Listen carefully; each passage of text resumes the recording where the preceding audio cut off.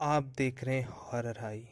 दोस्तों, आज की ये जो कहानी है ना, अगर आप इसे पूरा सुनेंगे तो मुझे पूरा विश्वास है कि आपको ये कहानी बहुत ज़्यादा पसंद आने वाली है। ये बिल्कुल सच्ची घटना पर आधारित है।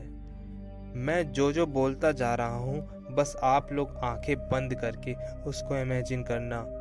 दोस्तों, आज मैं जिसकी बात करने जा रहा हूँ उनके बारे में तो आप लोग जानते ही होंगे।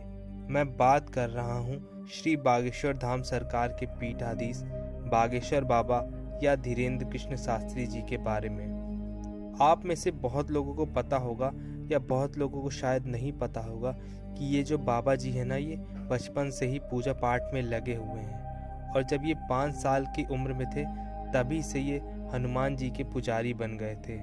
और अब तो इनका बहुत ज़्यादा नाम हो चुका है। सभी लोग इनको लगभग जानते ही होंगे, जो यूट्यूब, इंस्टाग्राम या फिर जो भी चलाते हैं। दोस्तों, आप लोगों में से बहुत कम लोगों को पता होगा कि जो बाबा जी हैं, ये जब 12-13 साल के थे तभी से ये जंगल में तपस्या करने गए हुए थे। इनका घर एमपी में पड़ता है, ग्राम गढ़ा में। ये अपने घर से दूर एक घनघोर जंगल में तपस्या करने गए हुए थे।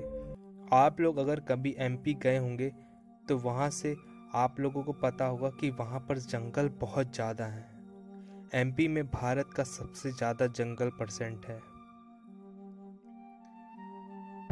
तो जहाँ पर ये गए थे वहाँ पर नीचे की तरफ एक झरना था, उसमें से पानी बह रहा था।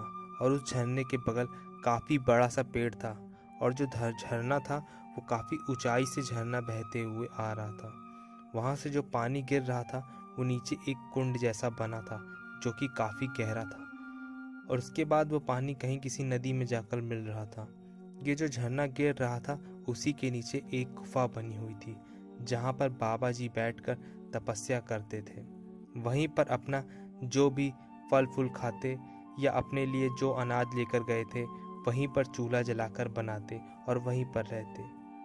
ऐसे जो बाबा या सिद्ध पुरुष या साधु जो लोग होते हैं, वो लोग कुछ दिन एकांत में रहना पसंद करते हैं, अपने ज्ञान के लिए और अपने ज्ञान प्राप्त करने के लिए। एक बार की बात है, जब बाबा जी घनघोर जंगल में बैठकर ध्यान लगाए हुए थे तो तभी अचानक वातावरण में कुछ अजीब घटनाएं घटने लगी।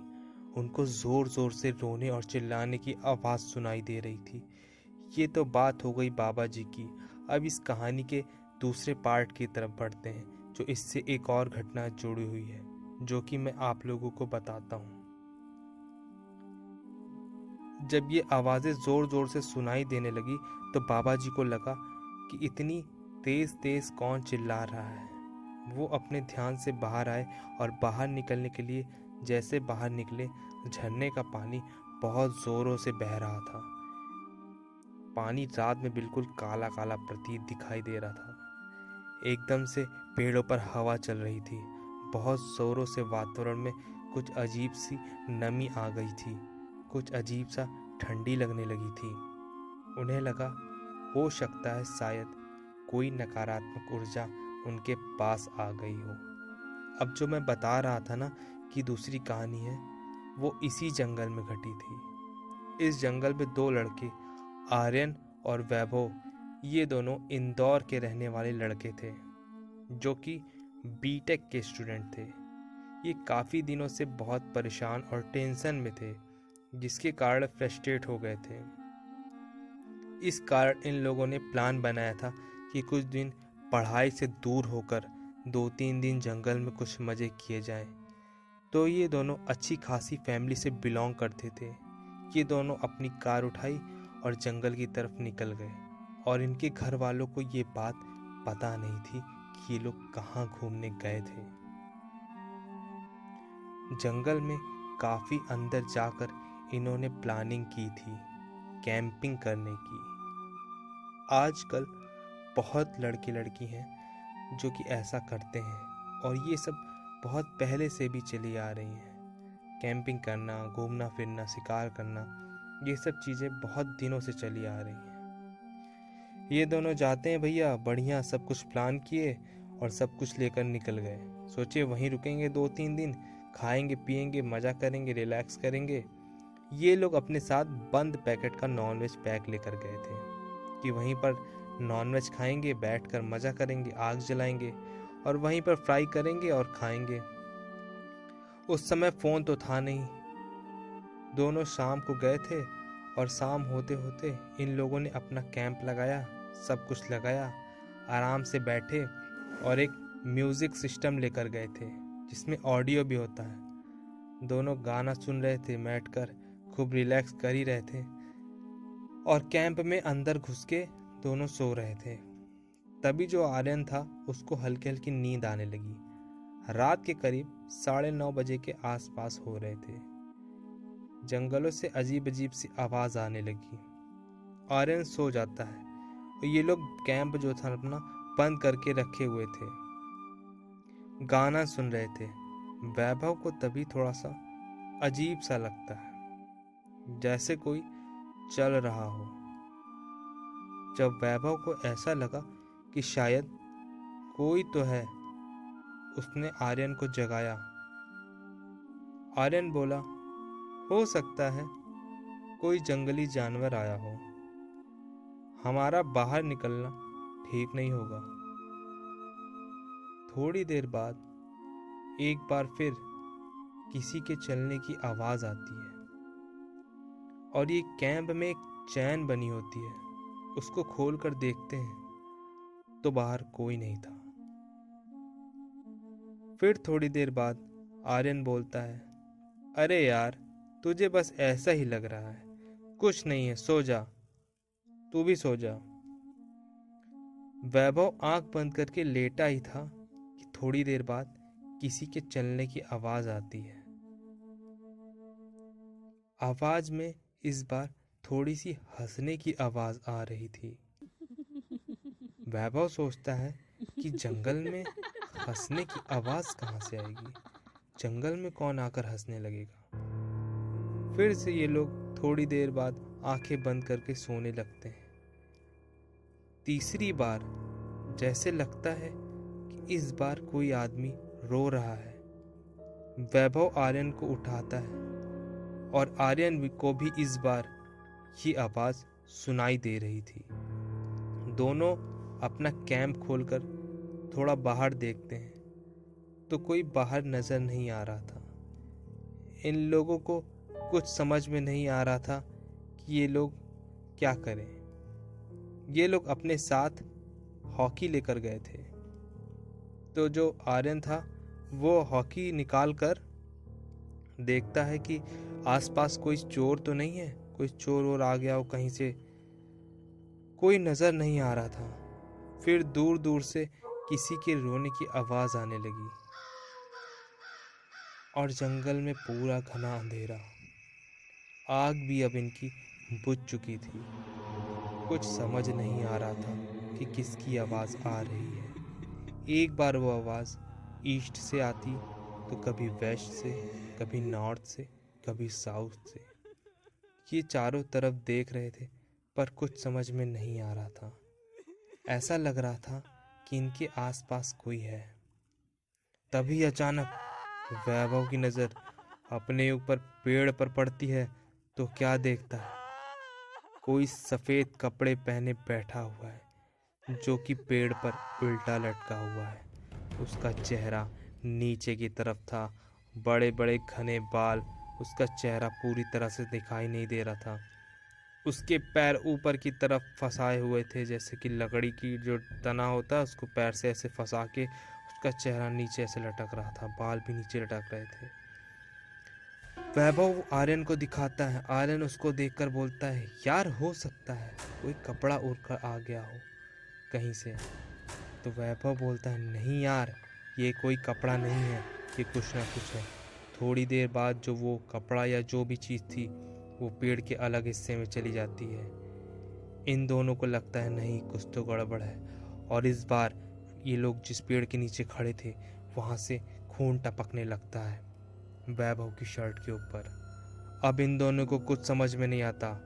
तभी अचानक से किसी की हंसने की आवाज़ें आने लगती है। ज़ोर ज़ोर से किसी औरत की हंसने की आवाज़ आ रही थी। आवाज़ अब तेज हो चुकी थी। इन दोनों को अब कुछ समझ में नहीं आ रहा था। उनके दिल की धड़कन अब तेज हो चुकी थी। अब ये सोच रहे थे कि हम यहाँ से कैसे भागें। एक तरफ से रोने की आवाज़ आ रही थी, एक तरफ से हंसने की आवाज़ आ रही थी। ये समझ चुके थे कि हमारे साथ कुछ गलत होने वाला है। इन दोनों ने ना आप देखा ना ताव देखा। ये दोनों अपनी गाड़ी में घुसे और गाड़ी स्टार्ट करने लगे। गाड़ी अब स्टार्ट होने का नाम ही नहीं ले रही थी। गाड़ी बिल्कुल भी स्टार्ट नहीं हो रही थी। तभी बहुत ज़ोरों से जंगल में आंधी आने लगी। पूरे पेड़ इस तरह से हिलने लगे। अब आवाज़ें बहुत ज़ोर ज़ोर से आने लगी थी। रोने की, कराने की, हर तरह की आवाज़ें आ रही थी। अब इन दोनों की हालत धीरे धीरे ख़राब होने लगी। अब इन लोगों ने सोचा हम गाड़ी के अंदर ही बैठते हैं और बाहर नहीं निकलते हैं। इतनी देर में इनकी गाड़ी के सामने से एक सफ़ेद साया चलते हुए आ रहा था, जो कि इनके नज़दीक आता चला जा रहा था। गाड़ी हिलने लगी थी जैसे कोई भूकंप आ रहा था। इन दोनों को कुछ भी समझ में नहीं आता। ये दोनों लड़के ही तो थे 18-19 साल के।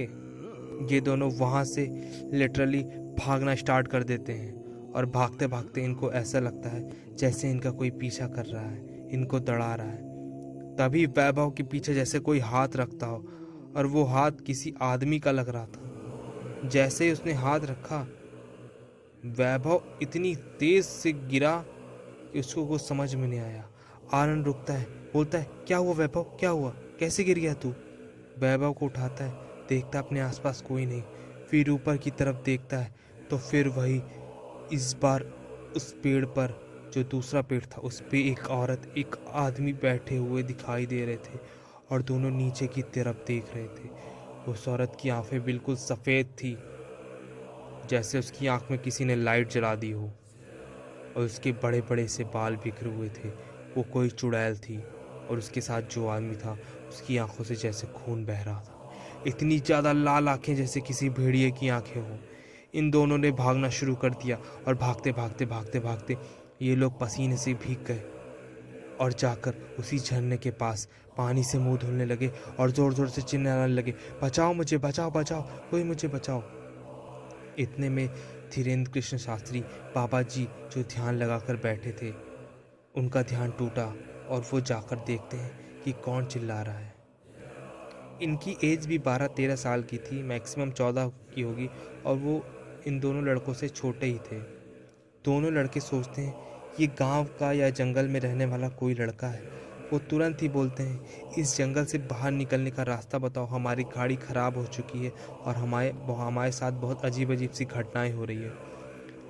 तो गुरुजी बोलते हैं कि आप दोनों शांत हो जाइए, आप सुरक्षा में हैं, आपको कोई कुछ नहीं कर सकता है। लड़के जो थे वो गुरुजी को सारी बात बताते हैं कि ऐसी ऐसी बात हमारे साथ हुई है, हमारे पीछे कोई लगा हुआ है, हमें पेड़ पर कोई आत्मा या कोई इंसान दिखाई दिए जो पेड़ पर बैठे थे और ज़ोर ज़ोर से हंस रहे थे। गुरुजी ने इनसे कहा कि आप लोग गुफा में चलिए, और इनको लेकर गए और इनको हनुमान चालीसा पाठ करने को कहा। ये दोनों हनुमान चालीसा का पाठ करने लगे। गुरुजी बाहर निकलते हैं और ध्यान लगाकर अनुभूति करते हैं। उनको ऐसा लगता है कि कोई आत्मा है जो यहाँ पर भटक रही है। गुरुजी राम नाम का और श्री बागेश्वर धाम नाम का जप करते हैं और बोलते हैं कौन है जो यहाँ पर आकर इनको परेशान कर रही हो।